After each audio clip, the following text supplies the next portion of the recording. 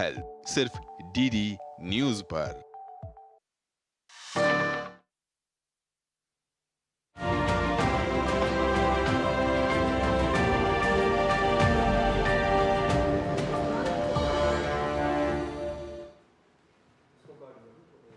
नमस्कार। आजकल बड़ी खबरें आ रही है मोबाइल पर, इधर उधर की कॉल्स की, धोखाधड़ी की या फिर अलग अलग तरीके से फर्जीवाड़े की, जिसमें हम अक्सर ढूंढते हैं कि किससे बात की जाए, कहां से मदद ली जाए, कहां पर जाया जाए और कैसे इसे रिपोर्ट किया जाए।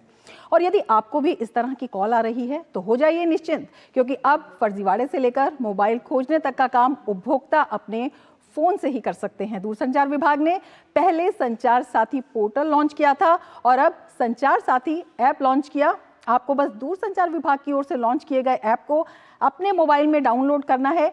ये ऐप आपके मोबाइल के लिए किसी अभेद्य किले की तरह काम करेगा। कैसे, यही आज करेंगे हम चर्चा। मैं हूं रमा त्यागी, मेरे साथ इस कार्यक्रम में दो खास मेहमान भी रहेंगे।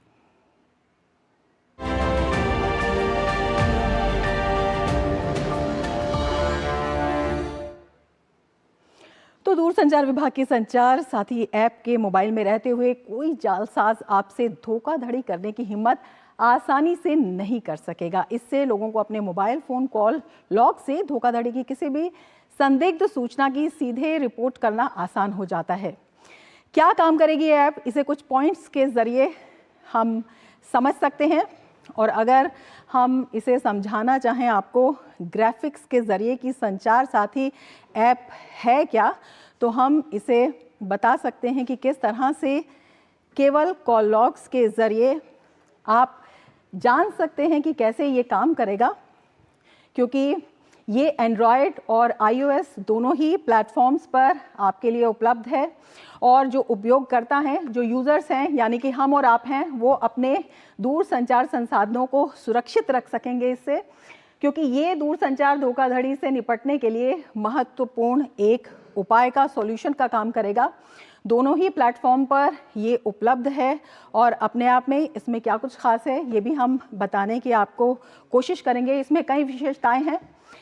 इसमें चक्षु पोर्टल है, संदिग्ध धोखाधड़ी संचार की जो रिपोर्टिंग है उसके जरिए की जा सकती है ऐप के उपयोग से, और सीधे मोबाइल फोन लॉग से संदिग्ध कॉल और SMS की रिपोर्ट इसमें हो सकती है।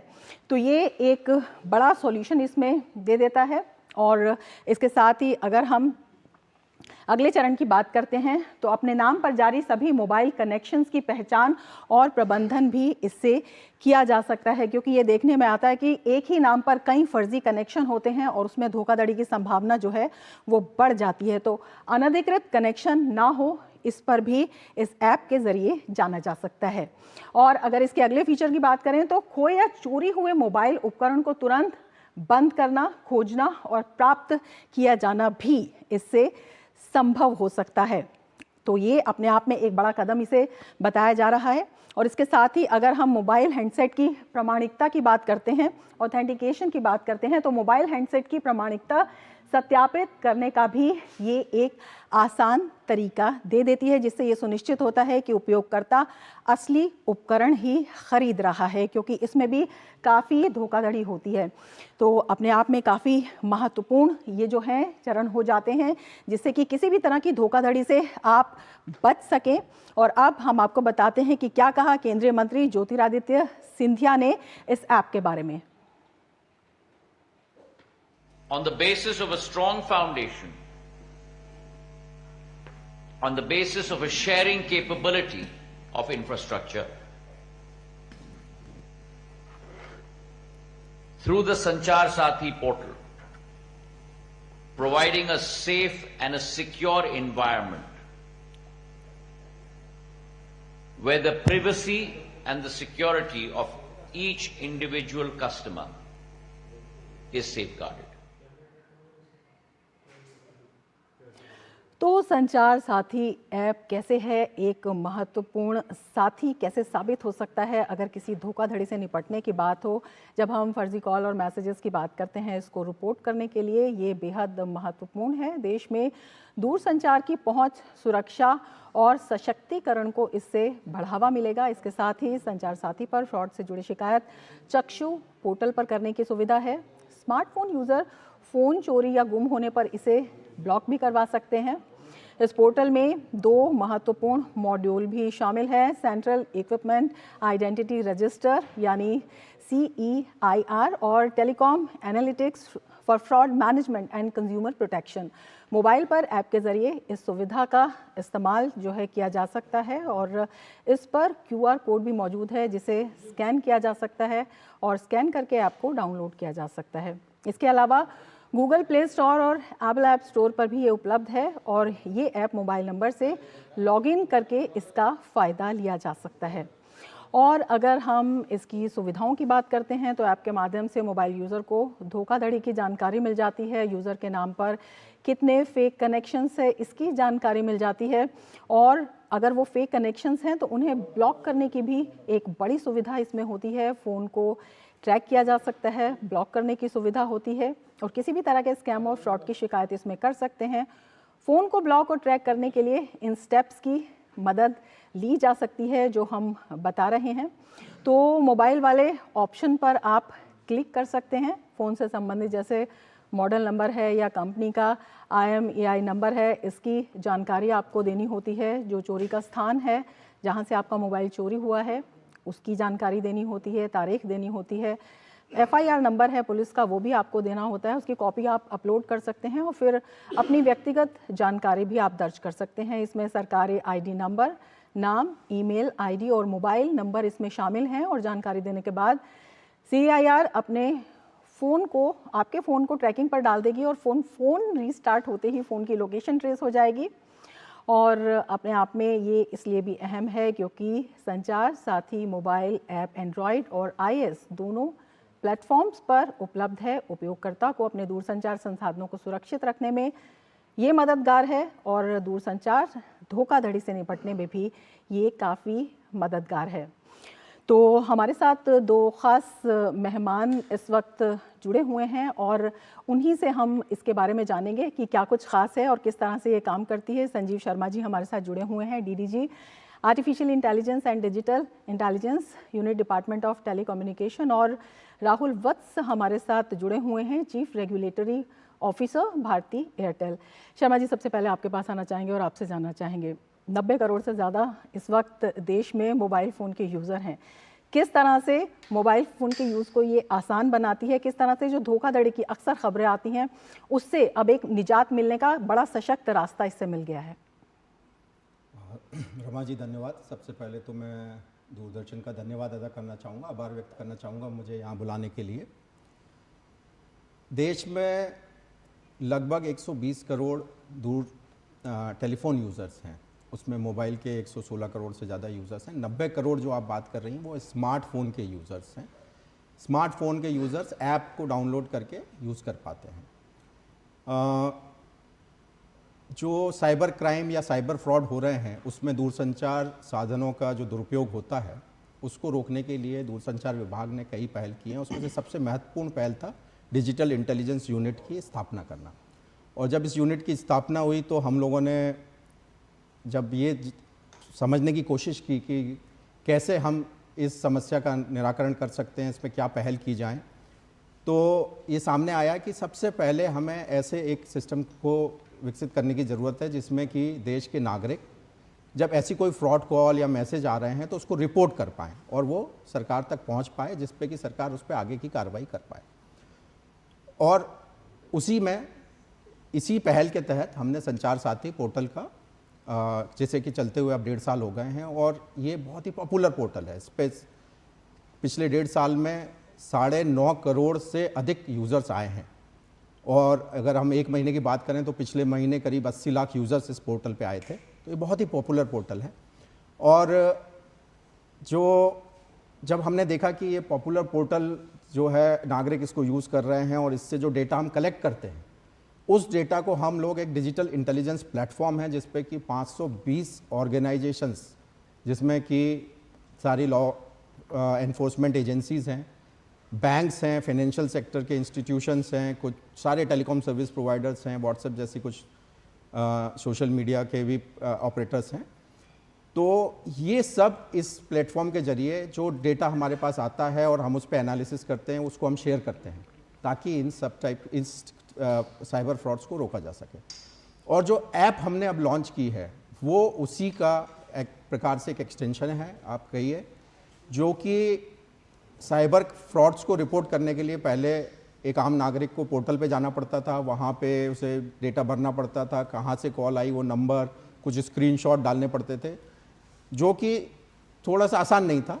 तो हमने इसे बहुत आसान बनाने के लिए आपके हाथ में ऐप की पावर दे दी है, जहाँ कि आप अपने कॉल लॉग्स में जाके सीधे रिपोर्ट कर सकते हैं कि इस नंबर से मेरे पास में कॉल आई है या मैसेज आया है। इससे अभी पिछले इसको ऐप को लॉन्च किए हुए 3 ही दिन हुए हैं, हमने जो डेटा हम देख रहे हैं, जो हमारे पास रिपोर्टिंग होती थी वो अब 2 गुना से भी ज़्यादा बढ़ गई है, क्योंकि आसान हो गया है लोगों के लिए करना। पहले जो है पोर्टल पे जाके उतना आसान नहीं लगता होगा शायद लोगों को। तो ये इस ऐप का एक अपने आप में इस दिशा में एक महत्वपूर्ण कदम है, और हमें लगता है कि इस ऐप से चलते जो डेटा हम प्राप्त करेंगे उस पर हम लोग जो एनालिसिस करके और सभी दूसरी एजेंसीज के जरिए हम साइबर फ्रॉड्स और साइबर क्राइम्स को रोकने में मदद कर पाएंगे।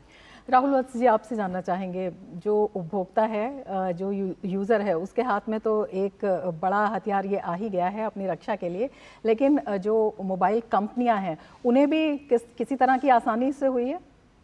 तो पहले तो मैं ये बताना चाहूँगा कि ये जो इनिशिएटिव लिया है दूरसंचार विभाग ने, ये बहुत ही महत्वपूर्ण एक इनिशिएटिव है। अगर आप देखेंगे नॉर्मल कस्टमर को, नॉर्मल सब्सक्राइबर को, नॉर्मल जनता को इतनी परेशानी हो गई थी कि कौन सा कॉल आ रहा है, किसका कॉल आ रहा है, वो हमसे क्या मांग रहा है, क्या मेरी आइडेंटिटी मांग रहा है। तो ये एक बहुत बड़ी एक प्रॉब्लम बन गई थी, और दूरसंचार विभाग ने पिछले 1 साल में काफ़ी स्टेप्स उठाए हैं इस प्रॉब्लम को एड्रेस करने के लिए। आज जो पोर्टल की बात हो रही है, जो ऐप की बात हो रही है, वो तो एक कल्मिनेशन है, बट काफ़ी सारे स्टेप लिए जा चुके हैं।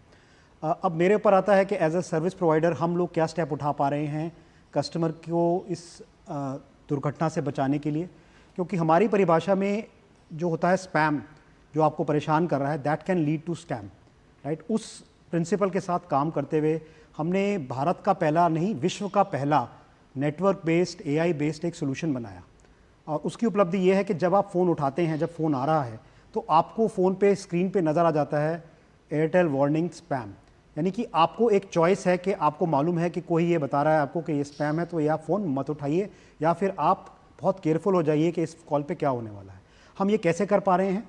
हमने एक फ्रॉडस्टर का पैटर्न देखा, जो स्पैमर है उसका पैटर्न देखा कि क्या कोई व्यक्ति 1 घंटे में 1000 कॉल कर सकता है, क्या कोई व्यक्ति सिर्फ आउटगोइंग कॉल करता है, इनकमिंग कॉल नहीं करता है, क्या एक फ़ोन नंबर से लगातार भारत के 10 राज्यों में कॉल जा रही हैं 1 घंटे के अंदर। तो इस तरह के काफ़ी 100 से ऊपर पैटर्न हमने निकाले, और हमें ये काफ़ी तौर पे गारंटी हो गई कि ये कॉल जो है स्पैम है।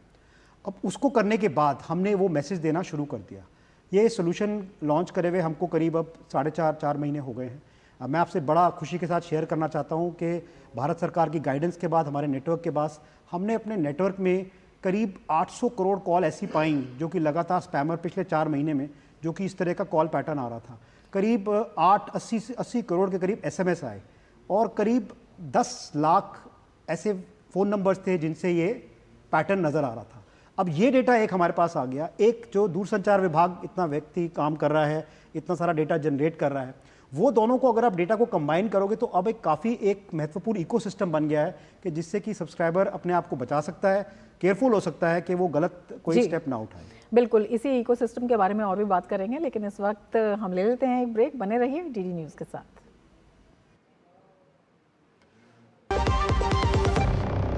जब धरती चीर कर निकलता है लोहे का पत्थर और मिलता है मोंगिया के जोश से, फिर तपता है, पिघलता है और बनता है फौलाद। अब होता है सरिया सारी खूबियों के साथ। मोंगिया स्टील, मजबूत देश का मजबूत सरिया। तो फिर से स्वागत है आपका चर्चा में और हम बात कर रहे हैं संचार साथी ऐप के, जिसके माध्यम से मोबाइल यूज़र ये भी जान सकता है कि उसके नाम पर धोखाधड़ी से और कितने कनेक्शन लिए गए हैं, या अगर नहीं लिए गए हैं तो क्या उसके नाम से किसी तरह की धोखाधड़ी तो नहीं हो रही, क्या उसे ब्लॉक भी किया जा सकता है। और इसमें जो मूल यूज़र है उसके द्वारा ब्लॉक किए जाने की स्थिति में सिस्टम वाइज वो ये भी जान सकता है कि उसके नाम पर कितने कनेक्शंस हैं। साथ ही यूज़र्स फ़ोन को ट्रैक और ब्लॉक कर सकते हैं और आप किसी भी तरह के स्कैम और फ्रॉड की शिकायत भी कर सकते हैं। संजीव शर्मा जी, आपके पास आना चाहेंगे और आपसे जानना चाहेंगे ये अपने आप में एक कितना बड़ा तरीका है किसी भी फ्रॉड को रोकने का, क्योंकि ये भी आजकल बहुत आम है कि एक ही नंबर पर जो यूज़र होता है उसे पता नहीं होता उसके नाम से कितने कनेक्शन हैं, लेकिन बहुत सारे कनेक्शन होते हैं और उसका मिसयूज़ भी होता है। रमा जी, आपने बिल्कुल ठीक बताया कि इस ऐप में और भी कई सुविधाएं हैं, सिर्फ फ्रॉड कॉल्स या मैसेजेस की रिपोर्टिंग के अलावा। और उसमें से एक सबसे बड़ी सुविधा है और जो सबसे पॉपुलर सुविधा है वो ये है कि आप अपने नाम पर कितने फ़ोन के कनेक्शंस हैं वो जान सकते हैं। और बड़ा ही आसान है इस ऐप के ज़रिए। एक बार जब आप इस ऐप को डाउनलोड करेंगे, और ये iOS और एंड्रॉयड दोनों वर्जन्स में उपलब्ध है, आप इसे डाउनलोड करेंगे। रजिस्ट्रेशन होने के पश्चात आप इसके 5 मॉड्यूल्स हैं, उसमें से किसी पे भी जा सकते हैं। उसमें से एक मॉड्यूल है कि आपके द्वारा आपके नाम पर कितने कनेक्शन लिए गए हैं, और जैसे ही आप वहाँ जाएंगे वो अपने आप आपके कनेक्शंस वहाँ पर दिखा देगा। उसमें ये भी सुविधा है कि अगर कोई कनेक्शन आपको लगता है कि ये मेरे नाम पे मैंने लिया था लेकिन अब मुझे इसकी ज़रूरत नहीं है, तो आप वो फ्लैग कर सकते हैं वहाँ पर। और या फिर आपको लगता है कि ये कनेक्शन मैंने नहीं लिया तो वो भी फ्लैग कर सकते हैं। ऐसे फ्लैग किए हुए कनेक्शंस टेलीकॉम सर्विस प्रोवाइडर के पास ऑटोमेटिकली चले जाते हैं रीवेरिफिकेशन के लिए, और रीवेरिफिकेशन होने के बाद ऐसे कनेक्शंस को बंद किया जाता है। संचार साथी पोर्टल से इस तरीके से करीब 75 लाख से भी ज़्यादा कनेक्शंस बंद किए गए हैं पिछले 1.5 साल में। बिल्कुल, ये बेहद महत्वपूर्ण जानकारी आपने दी है। राहुल जी, आपके पास आना चाहेंगे, आपसे जानना चाहेंगे किस तरह से जो इस तरह के कनेक्शन हैं वो ले लिए जाते हैं और किस तरह के इससे फ्रॉड होते हैं और हो सकते हैं, और अब जो है किस तरह से इन्हें रोका भी जाता है। आप लोगों को किस तरह से इसमें गाइडलाइंस मिली है, या आप भी कुछ निर्देश हैं जो लोग हैं जो इन सर्विसेज का यूज़ करते हैं उनको देते हैं? तो बहुत अच्छा आपका सवाल है। तो पहला सवाल यह है कि आपको आज की डेट में अगर मोबाइल सिम लेना है तो उसके लिए किस तरह से आप ऑन बोर्ड होगे, किस तरह से आपको सिम मिलेगा, उसका एक पूरा प्रोसीजर दूरसंचार विभाग ने DOT ने निकाला हुआ है। और वो काफ़ी डिटेल्ड प्रोसीजर है कि अगर आप जाएंगे और अगर आप समझ लीजिए eKYC के थ्रू कर रहे हैं या आधार के थ्रू कर रहे हैं तो क्या प्रोसीजर होगा, अगर आपके पास आधार नहीं है, आप और कोई तरीका यूज़ करना चाहते हैं तो उसका क्या प्रोसीजर होगा। तो उसकी एक बड़ी डिटेल्ड गाइडलाइन भारत सरकार ने बनाई हुई है। यही नहीं कि हम उसको ऑनबोर्ड करना है, उसके बाद जब वो यूज़ करना शुरू करेगा फ़ोन, उसके बाद कैसे उसके ऊपर चेक हो रहा है कि वो दोबारा असली में वही सब्सक्राइबर था जिसने सिम लिया कि नहीं, उसके ऊपर भी एक गाइडलाइन बनी हुई है। यहाँ तक कि अगर आपका समझ लीजिए फ़ोन डैमेज हो गया या सिम डैमेज हो गया और आप आते हैं सर्विस प्रोवाइडर के पास कि ये कैसे मेरा सिम बदल दीजिए, उस टाइम पे दोबारा एक चेक लगाया जाता है कि ये नंबर को आप ही का है कि नहीं। उसको जांच करने के लिए एक अलग प्रोसीजर, काफ़ी डिटेल्ड प्रोसीजर दूरसंचार विभाग में निकाला हुआ है।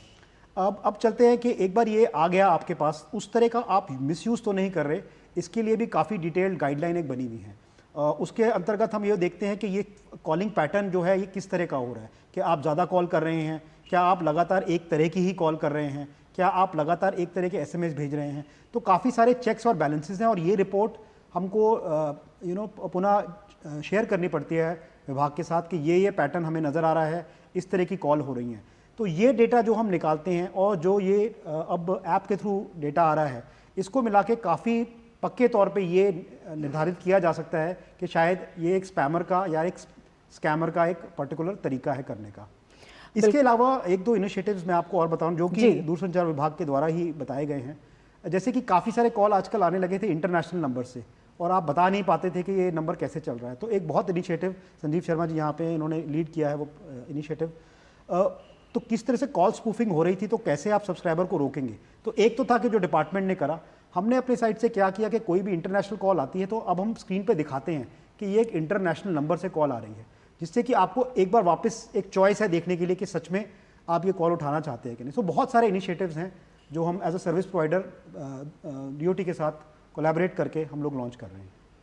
बिल्कुल। और हम चर्चा को जारी रखेंगे, लेकिन उससे पहले अपने दर्शकों को ये भी बता देते हैं कि फ़ोन को ब्लॉक करना और ट्रैक करने के लिए भी कुछ स्टेप्स हैं इसमें, और जिनकी मदद ली जा सकती है, और ये बड़ा ही आसान है। और लगातार हम इसको बता भी रहे हैं कि किस तरह से जो आपका खोया हुआ फ़ोन है या फिर चोरी किया हुआ फ़ोन है, उसके ऑप्शन में आपको जाना है और क्लिक करना है, और उससे आसानी से जो है ये काम हो सकता है। और फ़ोन से संबंधित आपको लेकिन जानकारी ज़रूर देनी होगी, जो मॉडल नंबर है या जो इसमें अन्य नंबर होते हैं, और जो चोरी का स्थान है, तारीख है, इन सब को भी देना होता है। संजीव जी, आपसे जानना चाहेंगे, मतलब इस ऐप से बहुत सारे काम आसान हो सकते हैं। जिस तरह से खोया हुआ फ़ोन है, अक्सर ही होता है कि फ़ोन खो जाता है, चोरी हो जाता है, और उसमें FIR दर्ज करनी पड़ती है, थानों में चक्कर काटने पड़ते हैं। कई बार ये होता है सर्विलांस पे लगा दिया लेकिन आपको फ़ोन नहीं आपका मिला।